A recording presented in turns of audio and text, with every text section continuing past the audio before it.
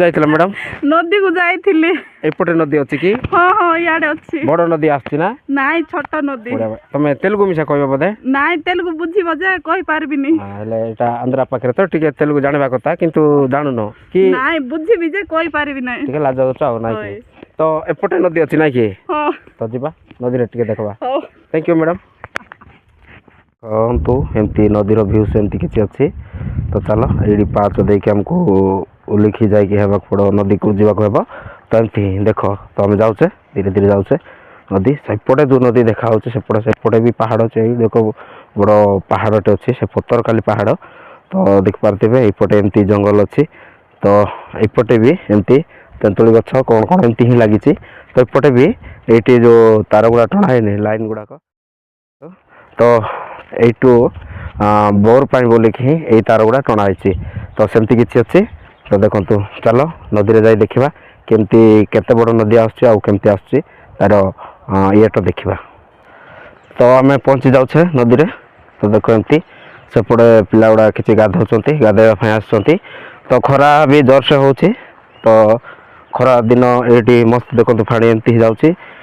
ବର୍ଷା ଦିନ ଏତିକି ପାଣି ନାଇଁ ଆଠୁ ଅଧିକ ଆସେ। ତ ଖରା ଦିନରେ ଏତିକି ପାଣି ଆସୁଛି ମାନେ ବର୍ଷା ଦିନରେ କେତେ ଆସୁନଥିବ ଦେଖିପାରୁଥିବେ। ଏଇଟା ନୂଆରେ ଟାଙ୍କିଟା ବନା ହେଇଛି। ତ ଏଇଠୁ ପାଣିକି ହିଁ ଉପରକୁ ଏମିତି ସିଫ୍ଟ କରାହେବ। ସେ ଉପରେ ଗୋଟେ ଟାଙ୍କି ବନା ହେଇଛି ସେମିତି। ଏଇଠି ଦେଖନ୍ତୁ ପାଇପ୍ ଲାଇନ୍ ଯାଇଛି। ତ ଏ ପାଇପ୍ ଦେଇକି ହିଁ ଯିବ। ତ ଏପଟେ ଲାଗିଛି ଦେଖୁନାହାନ୍ତି ଖମ୍ବ ଗୋଟେ କରାହେଇଛି। ଏଇଠି କାରେଣ୍ଟର ବନ୍ଦୋବସ୍ତ କରାହେଇଛି ସେମିତି କିଛି। ତ ଏମିତି ଦେଖନ୍ତୁ ନଦୀ କେତେ ବଡ଼ ନଦୀ। ତ ଚାଲ ନଦୀ ଭିତରେ ଯାଇ ପଶିବା।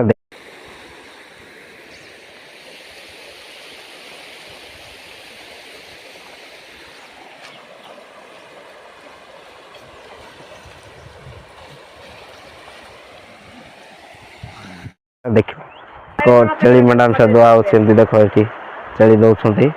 ଦେଖ କେତେ ବଡ଼ ନଦୀ। କି ନଦୀ ଏଟା? ନଦୀର ନା ମହାନଦୀ ନାଇଁରେ, ଗଙ୍ଗା ନଦୀ ବି ନାହିଁ। ଏଟା କି ନଦୀ ଗୋଟେ? ତ ଛାଡ଼ ଏମାନେ ଜାଣିନାହାନ୍ତି ତ କହି ଦେଉଛନ୍ତି ମହାନଦୀ ଗଙ୍ଗା ନଦୀ ବୋଲି। ତ ପଚାରିବା କାହାକୁ ଗୋଟେ। ଏମିତି ଅଛି ଦେଖ ଦେଖ ବଢ଼ିଆ। ସେପଟେ ଗାଁ ଗୋଟେ ଅଛି ସୁଲଫଲ ମଣ୍ଡା ସେପଟେ। ଏଇଠୁ 1 କିଲୋମିଟର ପଡ଼ିବ ସେଇଠି ସୁଲଫଲ ମଣ୍ଡା ଗାଁ ଅଛି ସେପଟେ।